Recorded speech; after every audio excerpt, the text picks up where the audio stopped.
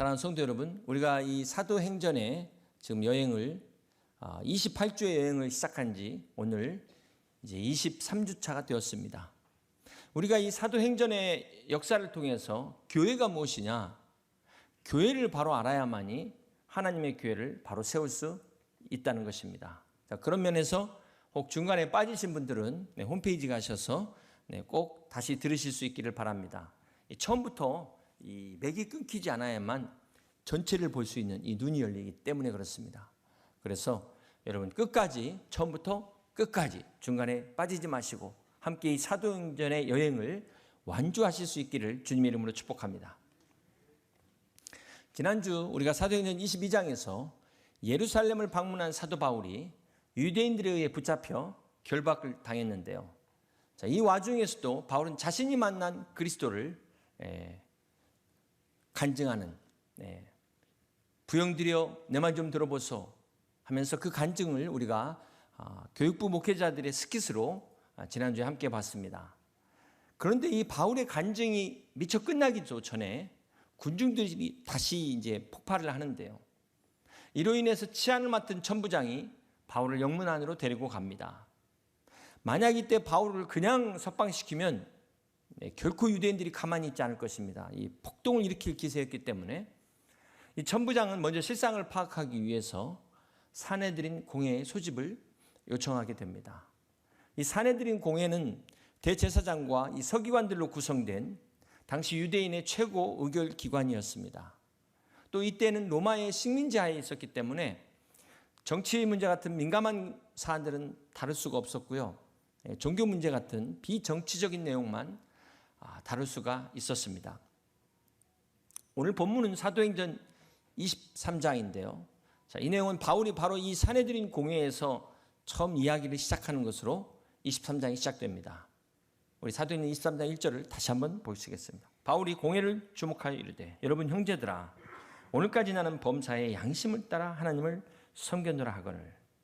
자, 여러분 한번 이 모습을 생각해 보세요. 산헤드린 공회 앞에 서 있는 바울의 모습을 한번 생각해 보시길 바랍니다. 이 70여 명의 공회원들이 지금 이 바울의 죄를 들추기 위해서 막 눈을 부릅뜨고 죽일 듯이 바울 한 사람을 둘러싸면 이 위협적인 이런 가운데서 지금 바울이 홀로 서서 당당하게 이야기를 하고 있습니다. 자, 이때 2절을 보니까 대제사장 아나니아가 바울 곁에 서 있는 사람들에게 그 입을 치라 명합니다. 여러분 이 당시는 입을 치는 게 지금도 마찬가지죠. 인격적인 모독행위입니다. 정말 치욕을 주는 행위죠. 자, 이때 바울이 어떻게 대응을 했냐면 3절에 바울이 이르되 회칠한 담이여 함께 있습니다. 하나님이 너를 치시리로다. 내가 나를 율법대로 심판한다고 앉아서 율법을 어기고 나를 치라 하느냐 하니. 자, 바울은 주저없이 회칠한 담이라고 위선자라고 부르면서 하나님이 너를 치실 것이다 이렇게 응수합니다. 자, 이때 바울 옆에 있는 사람이 지금 대제사장을 욕하는 것이냐 라고 하니까 바울이 뭐라고 대답했냐면요, 5절을 보시면 바울이 이르되 형제들아 나는 그가 대제사장인 줄 알지 못하였노라 이렇게 대답을 합니다. 자, 학자들에 의하면 이 말은 사실이었을 것이다 라고 이야기를 하는데요. 자, 왜냐하면 바울이 지금 이 상황 가운데 자기 홀로 지금 변호를 하느라고 이 말을 한 사람이 누군지를 잘 몰랐을 것이다. 그렇게 이야기를 합니다. 또 이 지금 소집된 산헤드린 공회는 정상적으로 모인 공회가 아니었기 때문에 평상시 이 정상적인 모임은 대제사장이 의복을 다 입고 가운데 재판장으로 쓰지만 이렇게 비상시에 소집된 산헤드린 공회는 평상복을 입고 와서 대제사장을 구분하기 어려웠을 것이다 라고 이야기를 합니다. 자, 그럼에도 바울은 자신의 발언에 대해서 해명을 하죠. 자, 그런데 결과는 어떻게 됐을까요? 하나님이 너를 치시리로다 라는 이 말은 그대로 이루어집니다. 실제로 이 아나니아가 AD 47년부터 59년까지 대제사장이 즉위했는데요. 유대의 유명한 역사가 요세푸스는 이 아나니아에 대해서 이렇게 말합니다. 그는 역사적으로 세속적이고 탐욕적인 사람이었다. 그런데 보니까 59년에 대제사장직에서 면직을 당하게 되고요. 66년에는 로마의 반기를 든 무장 세력에 의해서 그의 집이 불타게 됩니다. 그때 그가 도서관에 숨었는데 우리로 말하면 그 하수도인데요. 그러면 그 자리에서 이제 피살을 당하게 됩니다. 자, 이렇게 바울의 말이 역사적으로 이루어졌다는 사실입니다. 오늘 본문에 바울이 이 위기를 벗어나는 과정을 보여주고 있는데요. 우리 6절부터 8절 한번 같이 교독하실까요? 바울이 그중 일부는 사두개인이요 다른 일부는 바리새인인 줄 알고 공회에서 외쳐 이르되 여러분 형제들아 나는 바리새인이요 또 바리새인의 아들이라 죽은 자의 소망 곧 부활로 말미암아 내가 신문을 받노라. 그 말은 한즉 바리새인과 사두개인 사이에 다툼이 생겨 우리가 나누어지니 이는 사두개인은 부활도 없고 천사도 없고 영도 없다 하고 바리새인은 다 있다 함이라. 자, 바울이 지금 이 공회에서 지금 아주 난감한 상황에 아주 어려운 상황에 처해 있는데 성령님께서 지혜를 주셨어요. 이것을 어떻게 이 위기를 돌파할까 보니까 이 공회가 지금 바리새파와 사두개파로 딱 나눠져 있는 게 보인 겁니다. 자, 그래서 이 교리의 논쟁을 붙였는데요. 이 성경에 나온 것처럼 바리새인들은 영적 존재를 인정합니다. 천사와 영을 인정하고 사후세계인 부활을 인정합니다. 그런데 사두개인들은 인정을 하지 않죠. 자, 그러다 보니까 바울이 부활 얘기를 꺼내니까 싸움이 붙어버렸어요. 10절에 보니까 큰 분쟁이 생기니 대판 싸움이 일어났다는 것입니다. 지금 이 공회원들은 바울 때문에 모여놓고 바울은 안중에도 없고 이 바리새파와 사두개파가 지금 나눠가지고 네 팔뚝이 굽냐 내 팔뚝이 굽냐 격렬하게 지금 싸우고 있는 것입니다. 자, 이때 바울이 찢겨질까 다칠 것을 염려한 천부장이 바울을 빼내서 영내로 들어가게 했다는 것입니다. 바울이 위기를 피해서 나오긴 했지만 그는 다시 감옥에 갇힌 신세가 된 것입니다. 여러분 이때 바울의 심정이 어땠을까요? 얼마나 힘들었을까요? 자, 오죽 답답하고 힘들었으면 그 밤에 어떤 일이 일어납니까? 우리 11절을 같이 한번 읽겠습니다. 그날 밤에 주께서 바울 곁에 서서 이르시되 담대하라. 내가 예루살렘에서 나의 일을 증언한 것 같이 로마에서도 증언하여야 하리라. 여러분 오늘 이 11절의 그날 밤은 어떤 밤을 말할까요? 바울의 생에 있어서 가장 힘든 밤 중에 하루였을 것입니다. 그날 밤은 가장 어려운 밤이었습니다. 네, 그 밤 주님께서 바울에게 찾아오셨다는 것입니다.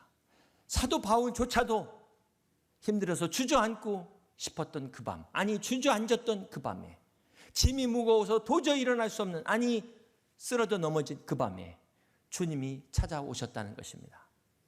그러면서 담대하라. 내가 예루살렘에서 나의 일을 증언한 것 같이 로마에서도 나의 일을 증언하여야 하리라. 이렇게 말씀하십니다. 이렇게 말씀으로 위로하십니다.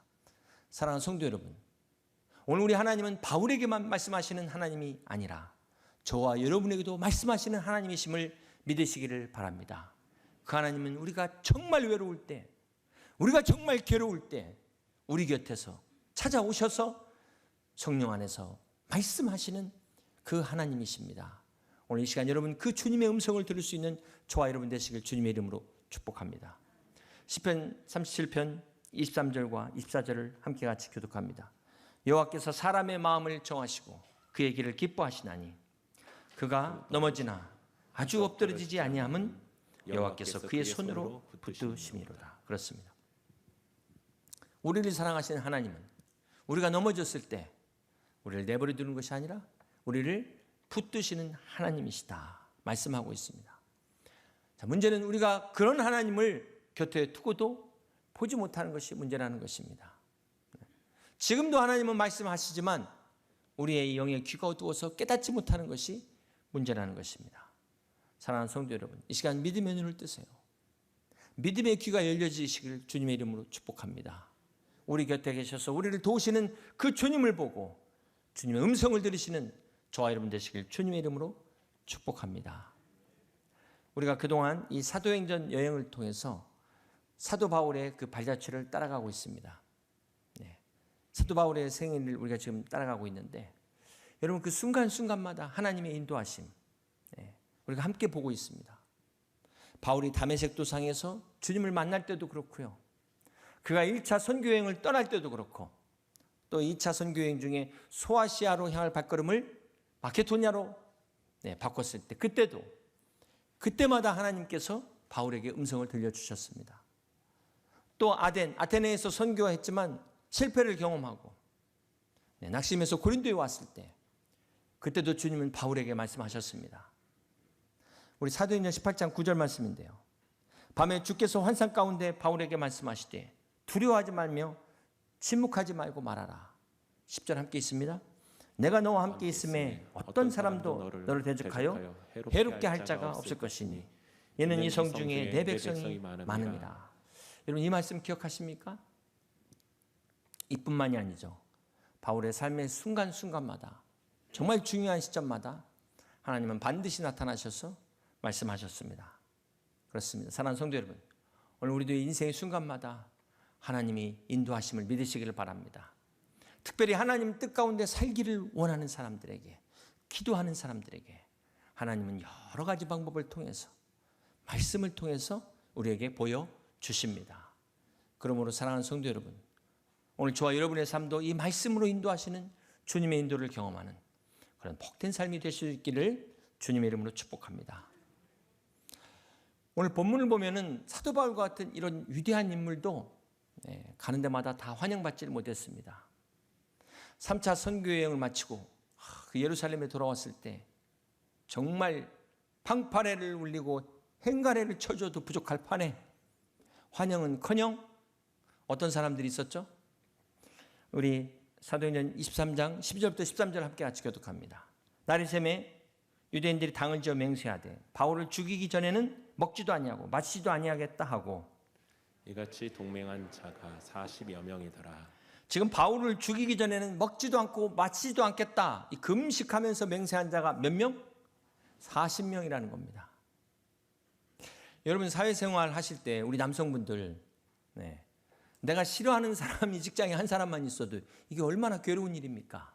나를 싫어하는 사람 한 사람만 있어도. 그런데 지금 바울을 죽이겠다는 사람만 40명이에요. 아니 사도 바울이 도대체 뭘 잘못했길래 이런 적이 생겼을까요? 바울은 그저 복음을 전한 죄밖에 없습니다. 바울은 지금 자기 목숨 내놓고 하나님 복음을 전한 그 결과가 자기 죽이겠다는 사람 40명. 그것도 금식하면서. 사랑하는 성도 여러분, 참 우리가 신앙생활할 때 때로는 이해할 수 없는 때가 반드시 옵니다. 나는 정말 믿음 안에서 열심히 신앙생활하고 있는데 왜 이런 일이 생길까?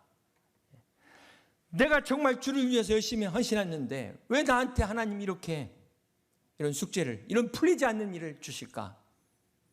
정말 그런 성도들 옆에서 보면 이거 어떻게 안타까워서 어떻게 해야 될지 모르겠어요. 그러나 조금만 참으세요. 고난의 뒤편에 있는 주님의 축복 미리 보고 감사하세요. 사랑하는 성도 여러분, 오늘도 사도행전 28장 31절 표의 말씀대로 거침없이 담대하게 거침없이 말씀을 전합니다. 여러분 우리가 하나님을 잘 믿고 평생 신앙생활 열심히 해도 오늘 바울처럼 우리에게 고난이 찾아올 수 있다 없다? 있습니다. 믿는 사람이나 믿지 않는 사람이나 똑같이 고난을 당한다는 것을 우리는 기억해야 합니다.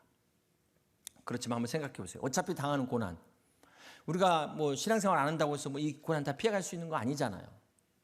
그렇다면 한번 생각해 보세요. 주님과 함께 당하는 이 고난 어떤 유익이 있을까요? 내가 이 고난 가운데 주의 율례를 배웠노라. 시편 기자의 고백이 저와 여러분의 고백이 되시길 주님의 이름으로 축복합니다. 한번 시간 되시면 여러분 계산기를 두들겨 보세요. 손익계산 따져보세요. 우리가 하나님 안에서 당하는 이 고난, 합력하여 이것마저 선을 이루시는 놀라운 축복이 된다는 사실입니다.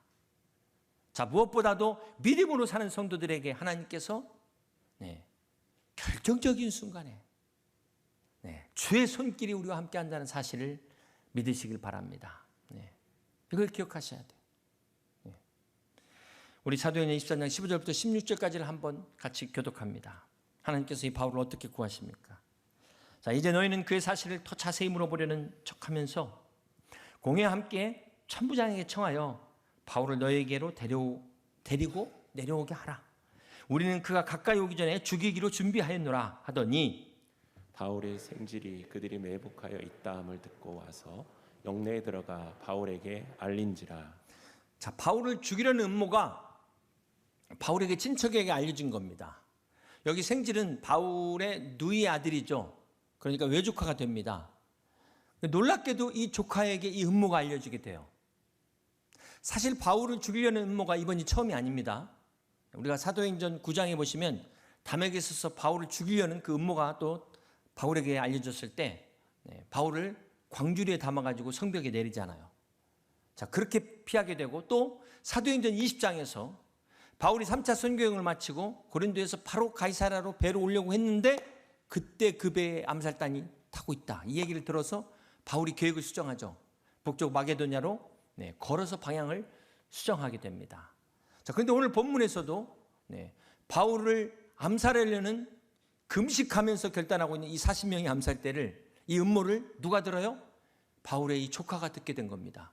자, 이 당시 어떤 경로를 통해서 이 정보를 입수했는지 모르겠지만 이 정보를 바울의 친척, 지금 바울의 친척이 있다는 성경 구절이 어디에도 없는데 단 한 구절 여기에 나오는 이것이 무엇을 말할까요? 이것이 결코 우연이 아니라는 거예요.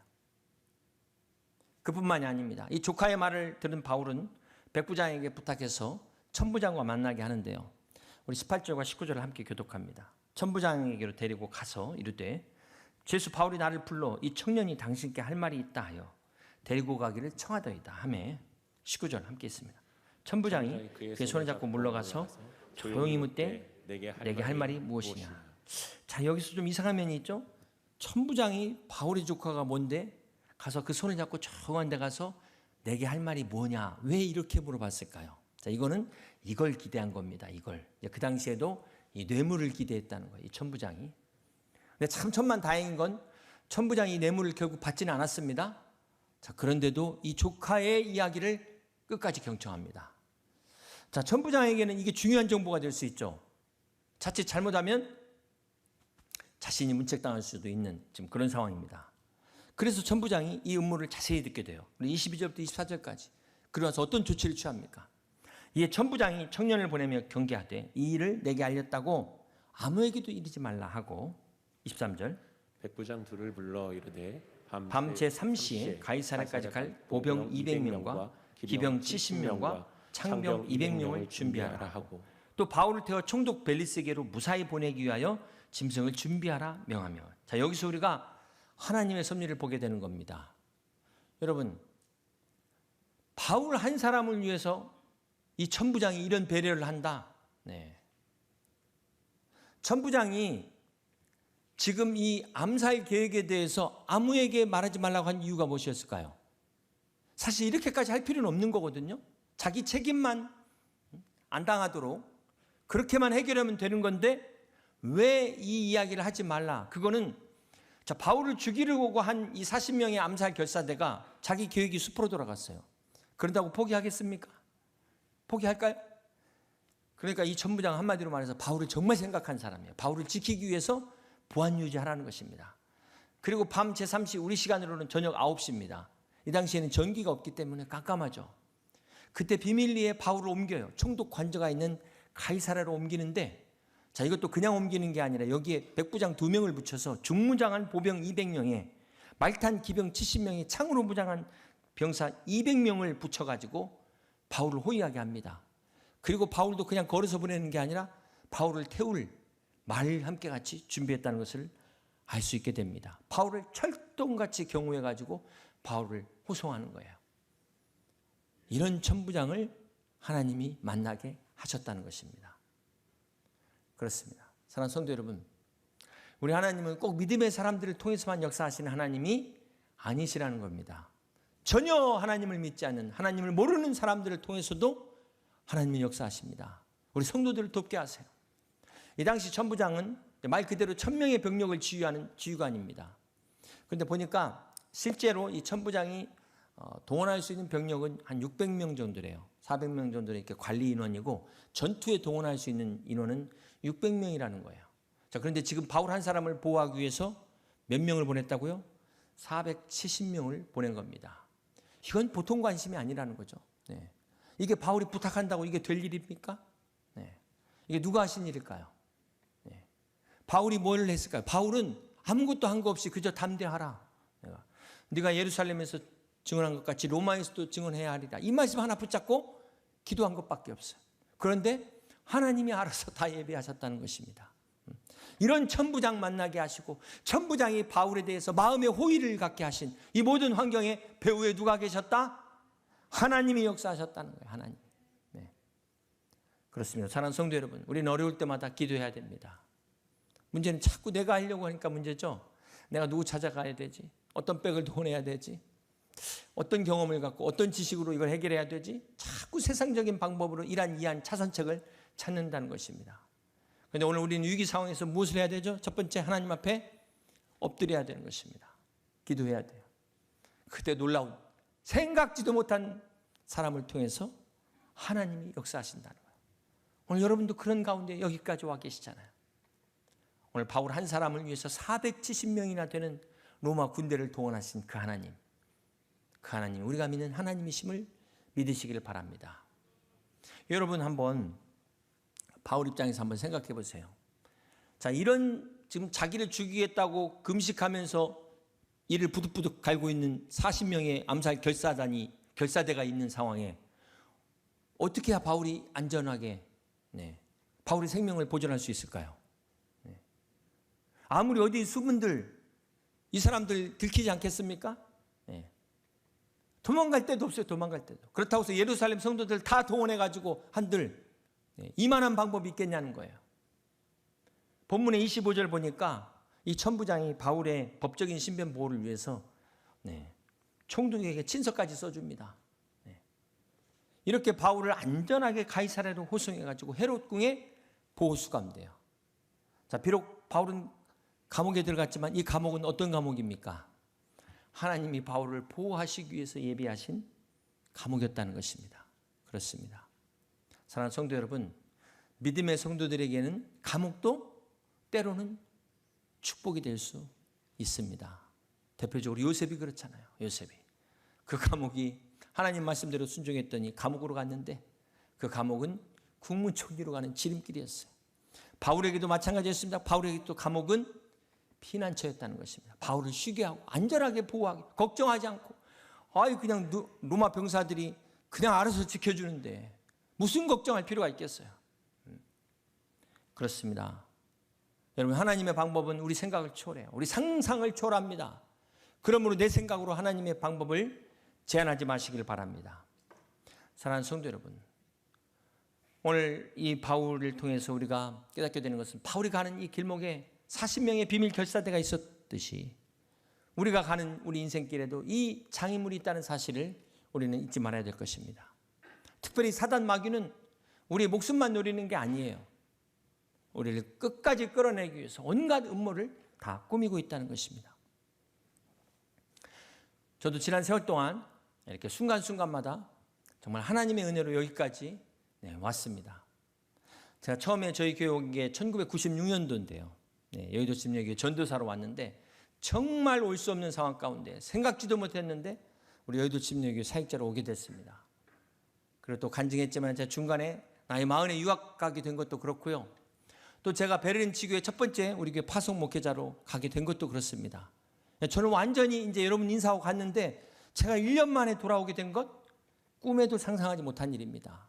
돌아보면 이 모든 시작부터 이 모든 계획 생각도 못한 일이었고요. 생각지도 못한 일이었고 제 계획과는 전혀 다른 하나님의 인도하심이었습니다. 근데 중요한 건 그때마다 그 결정을 참 기도하면서 하나님의 응답받고 여기까지 왔다는 사실입니다.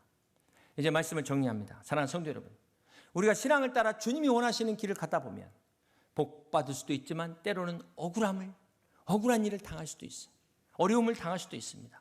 관계가 깨질 수도 있어요. 감옥에 갇힌 것 같은 사면 초과의 상황이 올 수도 있다는 것입니다. 그럼에도 불구하고 우리는 결코 혼자가 아니라는 이 사실을 잊지 마시기를 바랍니다. 우리 곁에 주님이 항상 계시고 우리를 도와줄 사람을 주님이 예비하셨어요. 그렇기 때문에 오늘 주님이 우리에게 허락하신 이 길이, 이 사명의 길이 비록 험하고 멀어 보인다 할지라도 하나님이 우리를 위해서 예배하신 이 길이 가장 복된 길임을 우리가 믿어 의심치 말고 하나님의 때, 하나님의 방법으로 역사하시는 하나님의 능력 의지하면서 끝까지 믿음의 경주를 완주할 수 있는 저와 여러분 되시길 주님의 이름으로 간절히 축원합니다. 여러분 생에 어떤 장애물이 온다 할지라도 어떤 폭풍이 일어난다 할지라도 우리의 삶의 마지막 항구까지 안전하게 인도하실 그 하나님을 바라보며 폭풍 가운데서도 주님의 인도하심 가운데 주님의 품 안에서 믿음으로 승리하는 저와 여러분, 우리 여의도 침례교회 모든 성도들 다 되시기를 주님의 이름으로 간절히 축원합니다.